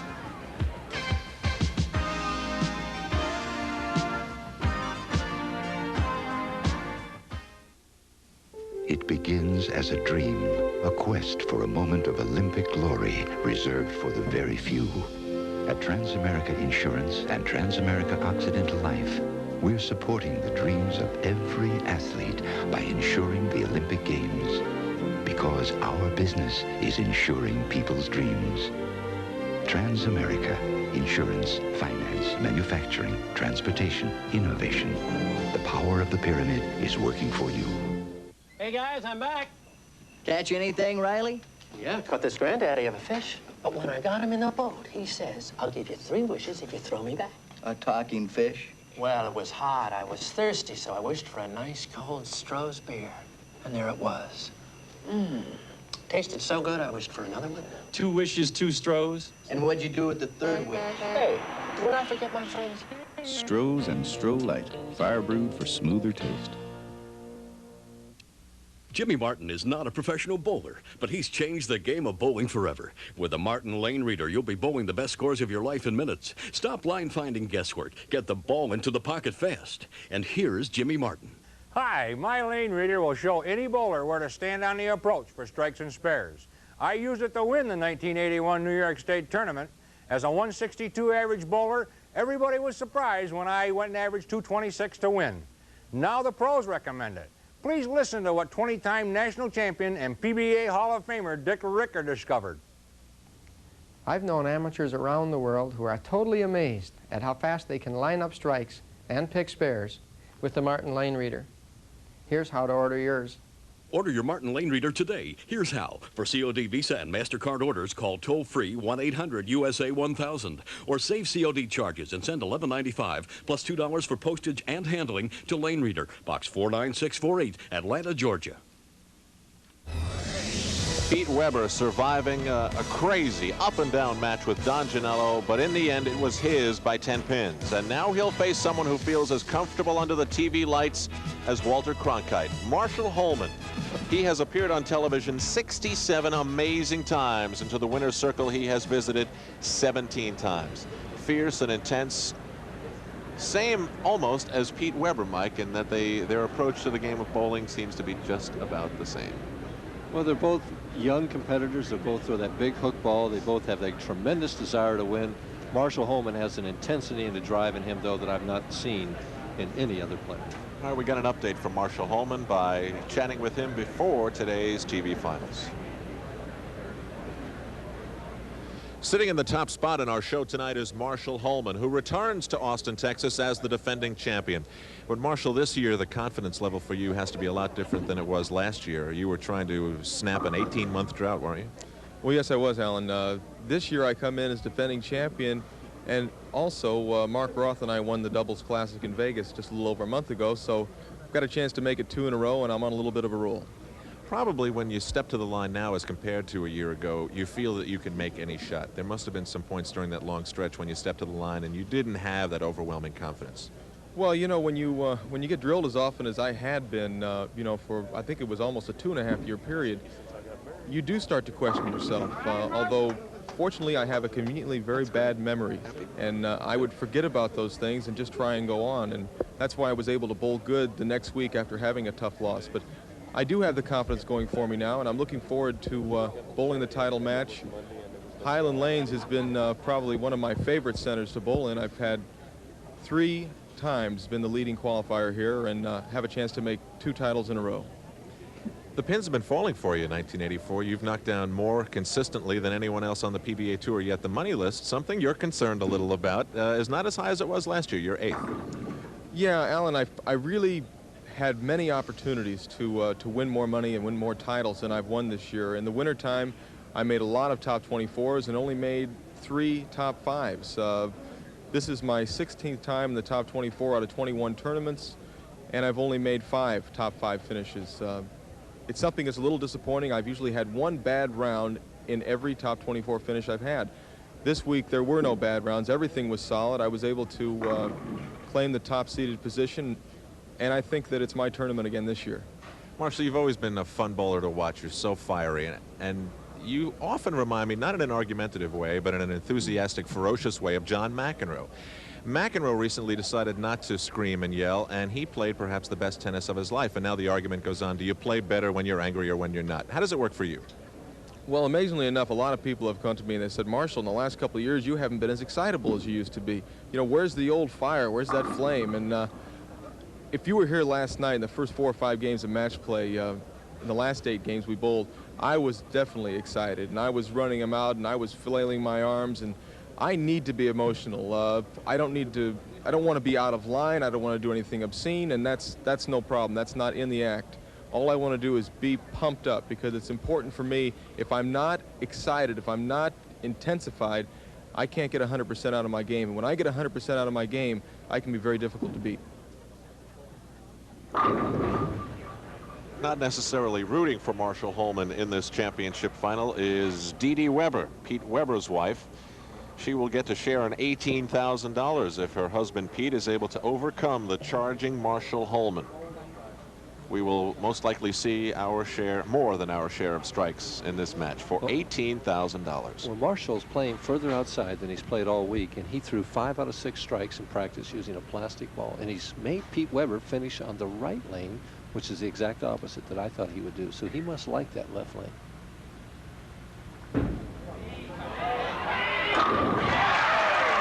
Weber starts right off where he left off.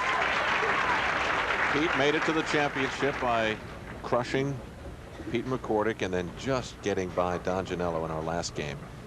Here's Marshall Holman, top bowler of the week.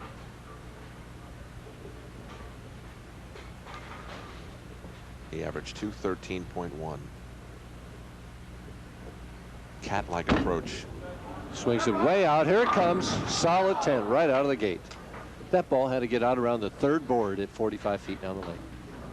Feet hang over the edge to the back. 5 quick steps. Watch how steady the head is, and the long slide. The good follow through, right in balance. Tremendous lift and turn. So both of these bowlers begin their approach with their heels hanging over the edge. Right. Cross lane at the 10 pin. Marshall also is a very good spare shooter. Has that one.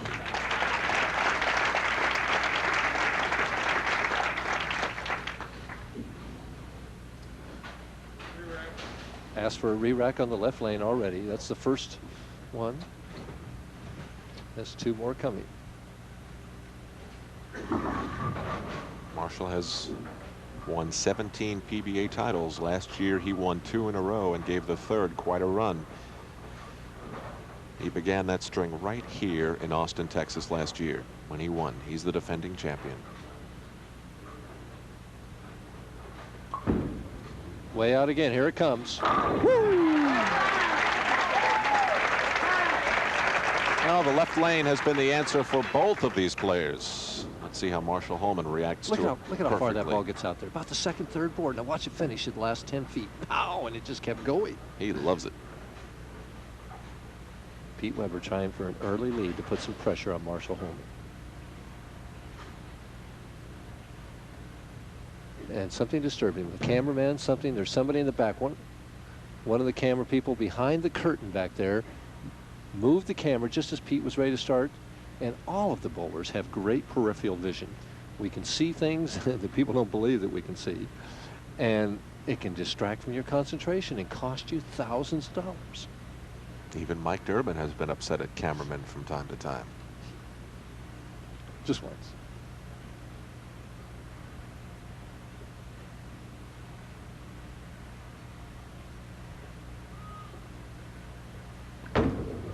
Here it comes. And carries it out. I don't know what got the temp in. It just kind of slid off of there. Well, This we'll will be see an what got interesting the one to temp in. watch here. Watch the ball go down here. Now watch the right of your screen and the 6 and 10. And they both just kind of slid off of there. 10 pins ahead. And increase it to 20 with a double.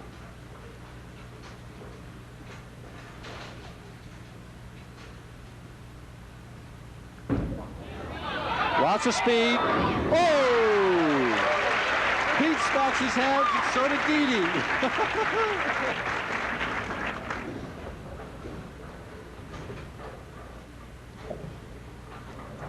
Triple for Pete Weber. Here's how he did it. Ball coming in light and just tearing those pins apart. Marshall Holman, though, is up to the challenge, but he's got to get something going. Can't fall too far behind. Down by 20. It's a little high and held and got the 7 out there. Marshall's had a lot of bad breaks on television. He left a solid 7 earlier in that on television this year. Almost leaves it this time. He's thinking, hold, ball, hold. Now the 7 pin standing, and when it falls, he says, oh. Loves to be on television. Here it is so far. Weber with a triple. Holman, spare, strike, strike. Down by 10.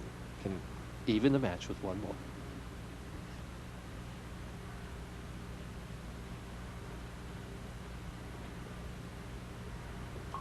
Sends it out there. Here it comes. Here it comes. There it is. And look at how calm he came back after this shot.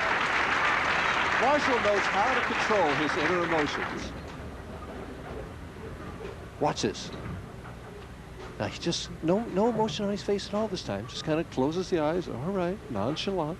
I don't think there was ever any doubt in that ball. It was perfectly thrown. It was right in the pocket from the time it left his fingertips. Holman has squared things now. Weber in the 4th. Tie.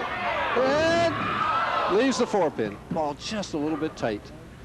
Leaves the 4 pin.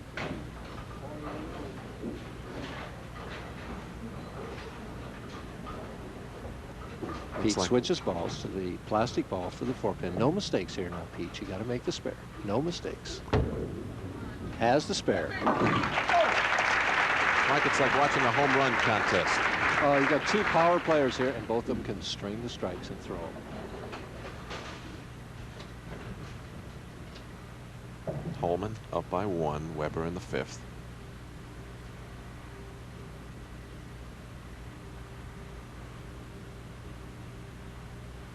Weber down by 1 pin.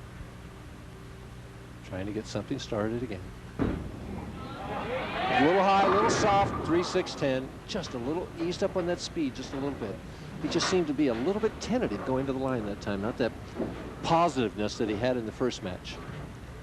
Marshall Holman can be an intimidating bowler to bowl against as the ball hooks early, leaves the 3-6-10, and I think that's what's happened.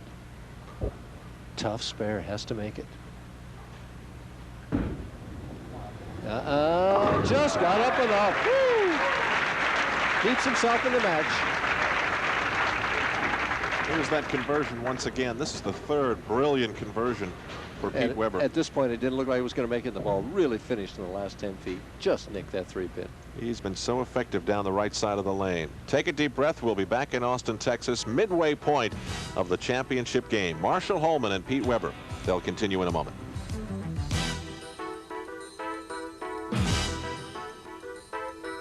The worst stock market crash in history rocked the nation yesterday as stock prices collapsed. On October 24th, 1929, the news that shocked the world didn't surprise everyone. 2 months earlier, Business Week readers were warned about stock prices that seemed unsteady.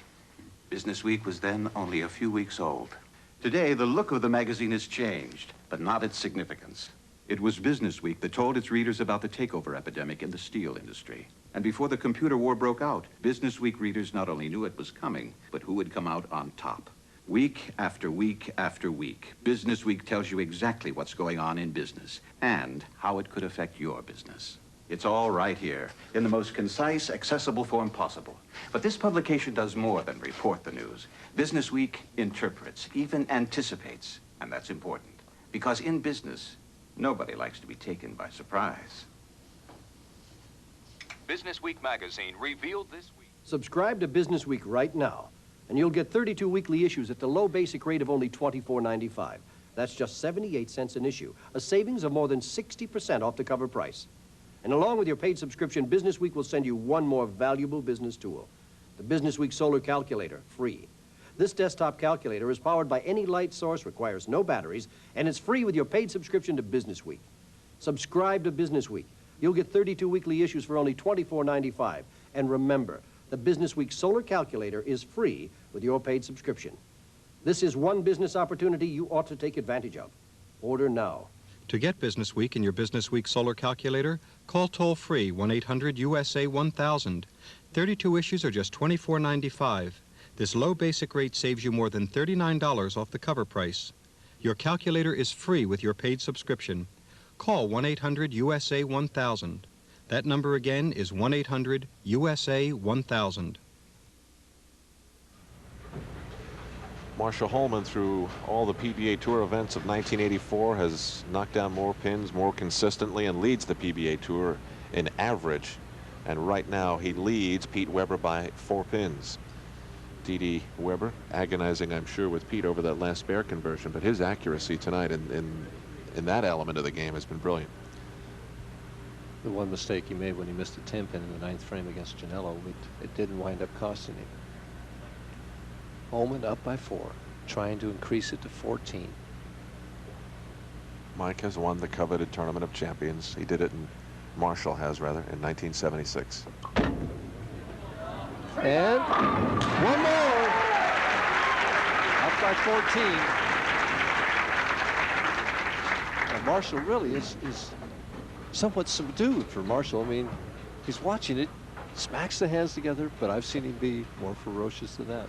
And the squeeze of pressure is on Pete Weber now. Marshall Holman now in the 6th, leading by 14. It's interesting how Marshall always picks that ball up. He pounds some rosin into the finger holes and thumb hole, wipes the rosin off with his towel, then puts the ball back down, thinks it over for a minute, picks it back up, and gets ready to go. Once he's up there, he takes very little time.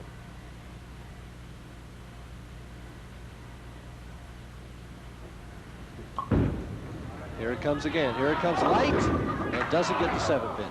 Boy, I thought that ball would make it back. He must not quite have got the lift on that one that he's gotten on the previous shots, because he was right on target. Mike, now that Earl Anthony has retired, wouldn't you say Marshall Holman is really sitting on the throne on the PBA Tour? Well, I thought so at the beginning of the year, but the way Mark Roth has bowled this year, he's just been spectacular. Yeah, and even if Marshall wins this, Mark Roth is still well ahead of him in money earnings. He won the Showboat doubles with Mark Roth. Well, they make a powerful team. Ooh! Thought it might hook away, but it didn't. It held on and made the spare. We'll see how Pete Weber handles the right lane. He's had an up and down love affair with that part of the bowling center here. 6 frame action, down 13 pins.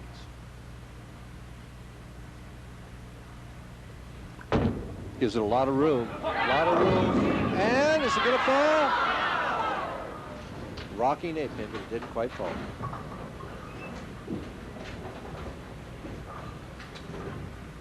If this pin had fallen, I think it would have been a benevolent strike. Well, it came in very late. The head pin goes to the wall. The pins are bouncing all around. And oh boy, missed the 8 pin. Marshall Holman takes a swallow and realizes that he is definitely in the driver's seat to get his 18th title. We're 25 pin difference now as Pete makes that critical mistake. That missed 8 pin could cost Pete Weber $8,500. Well, now he's down 25 pins. He's got to start putting strikes together, because Marshall Holman usually doesn't beat himself.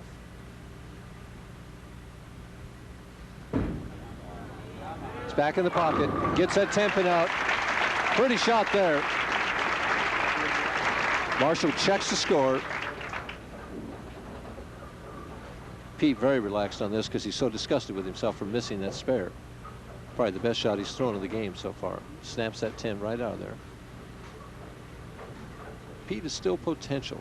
244 if he would go all the way out. So Marshall's going in at 229 pace right now. But Marshall's got the pocket wired on both lanes. Swinging it between the first and second arrow. Way out there. Here it comes. Oh, and he's getting more confident with every shot. This next one in the 8th frame is the one he really wants because he's got his opponent down. Marshall has that ability when he has him down that he can stomp on him. And that's exactly what he wants to do now. There's no mercy.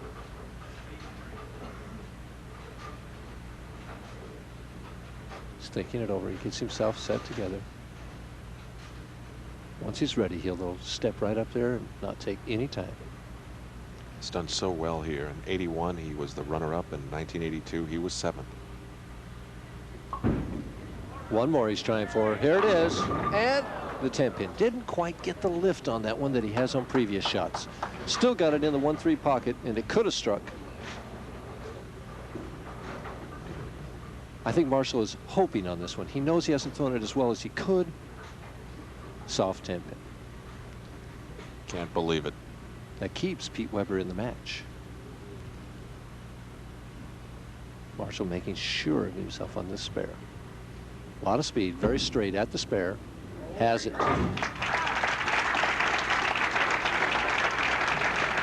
Right now, these next 2 frames are the most important for Pete Weber. If he wants to get back in the Firestone Tournament of Champions, he has to strike here in the 8th frame and then the 9th. He's been hitting this right lane very well, but he's got to hit it right now.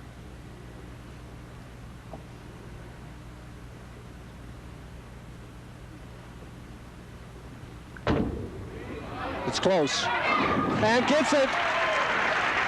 Puts it to 15. Puts him back down to 2-team. He asked for a re-rack.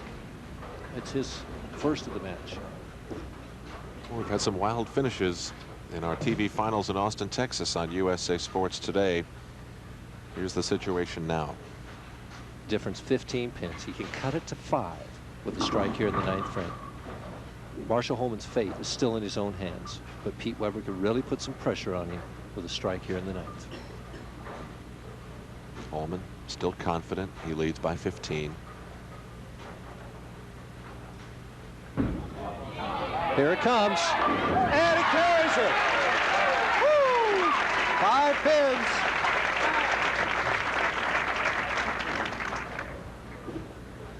Weber rips those finger holes.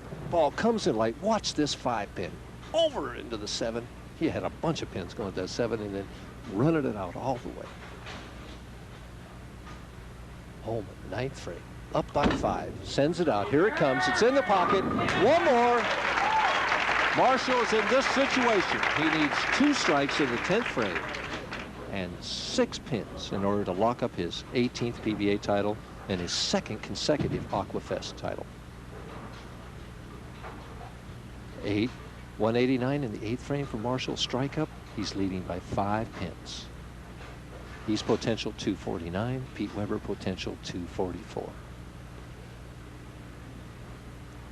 How badly Pete Weber would just love to have that one ball back. He just, right now, he's not thinking about that. He's thinking, give me a chance. He's hoping Marshall gets some kind of tap. Give me a chance is what he wants. Here it comes. It's there. Oh, pretty shot. Vintage Marshall Holman reaction.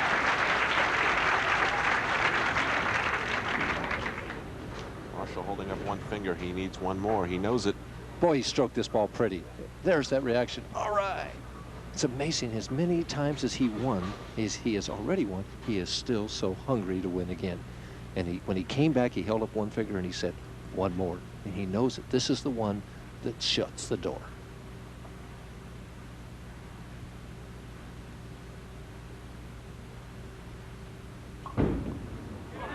It's light, solid 10. Oh, he couldn't have thrown it any better. That ball just finished so hard there at the end. Marshall's bowled a great game. He couldn't have bowled any better. 10 pin in the first frame, 7 pin in the 6th frame, 10 pin and another 10 pin. Every ball in the pocket. Look at that reaction. It's like somebody hit him in the jaw. And makes the 10 pin, finishes with 238. Now what we need, what Pete Weber needs, is 2 strikes and 5 pins. Well, Pete wanted a chance. He's got it. That's it. That's exactly what he wanted. He has a chance now. But he has to have 2 strikes. Marshall just looked over at Harry Golden and he held up 2, indicating, asking that Pete needs 2 strikes. Marshall decides he'll watch. Definitely. You watch this one. Didi Weber watching. This is such It's there. It's there. Oh, what a shot. As Didi stands up and says, come on, one more. Oh, he could not have thrown this ball any prettier than he threw it. What a pretty shot here. Right over the target. Tremendous lift. Ball is revving up so hard as it hits the pins. Boy, whoever loses this game is just criminal that somebody has to lose. Didi knows we're neck and neck down the home stretch. Stand by for a photo finish. This is for Firestone for his 3rd title. And it's there, it's there! He carries it! Oh, what a shot! Oh, what a match. And Marshall shakes his head. What could Marshall do? He bowled as good a game as possible. He's got to stay behind the foul line, get 5 pins. He has to have 5. And that does it. He's a winner. Oh, boy. Oh.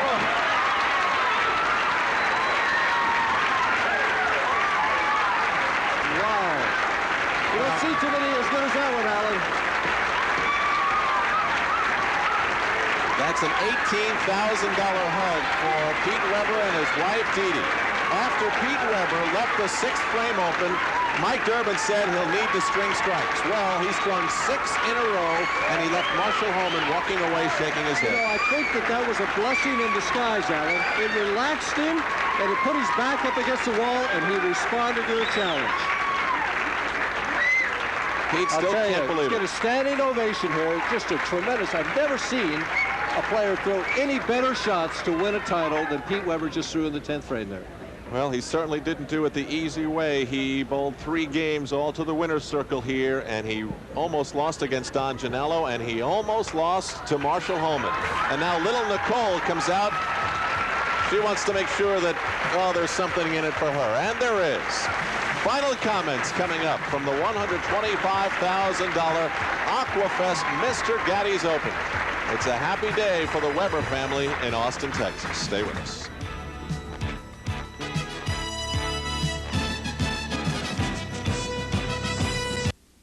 Can you believe it? JT with an $18 million contract? Sure is a long way from the playground. Think he still drinks Strohs? Yeah. Hey, guys. JT, Mr. Millionaire. Richard. Timothy. This is all right. Glad he didn't forget his friends. Or his Strohs. Where is the Strohs? Out by the pool. The pool? Strohs and Stroh Light. Now that's a cooler. Fire brewed for smoother taste. You know, we haven't messed up an engine all day. It was your idea to come here. Yeah, big parking lot, lots of cars. Has the whole world switched to mobile super unleaded gasoline? It's so powerful. And it's got high octane. Oh, what do they have against knocking and pinging? Fellas, let's forget about mobile super unleaded. Why? It's beneath us.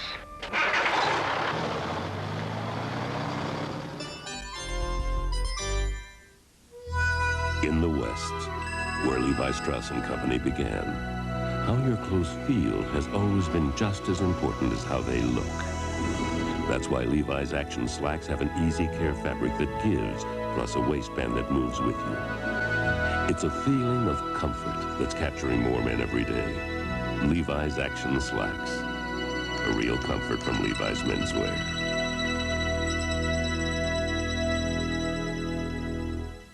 Yo, Mick, you ready for the big fight this Friday night? What, are you kidding, Rock? You ain't ready. Well, I ain't getting into the ring, but there's always a great fight each and every week on USA's Friday Night Boxing. They got up-and-comers Well, you know it, Mick. and the heavy hitters. Oh, absolutely. It's the biggest hit on TV. Friday Night Boxing. It'll knock your block off. Oh, absolutely. This week, absolutely. It was a happy day in Austin, Texas for Pete Weber. He survived a tremendous scare from Marshall Holman, stringing 6 straight strikes in a row to capture the title here at the Aqua Fest Mr. Gatti's Open. We begin with the proprietor here at Highland Lanes, Mr. Harry Peterson, for a small token of his appreciation. Pete, you really know how to make this game exciting, and we're real proud of you. Thank you very much, Mr. Peterson.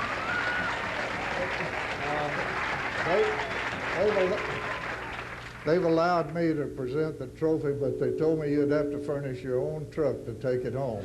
It's no problem there. Pete, I hope you have a wall It's that big. heavier than Thank you, I am. Mr. Peterson. And now, Pete, Mr. Rick Shelton, Vice President for Mr. Gatti's, has something else for you. Mr. Shelton? Well, Pete, mine's not quite as large in size, but it's pretty good sized in dollar amount.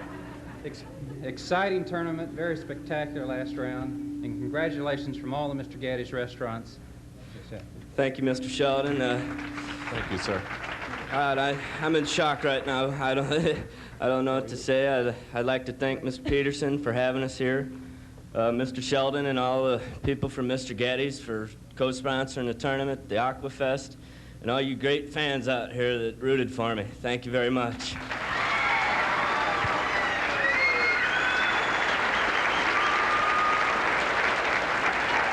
Well, Pete, it's not often you win a trophy that's bigger than your daughter, but I think you've done that. Nicole has been active in her support today, and your hands seem to be shaking a little bit now, but they weren't shaking when you needed 6 straight strikes, were they?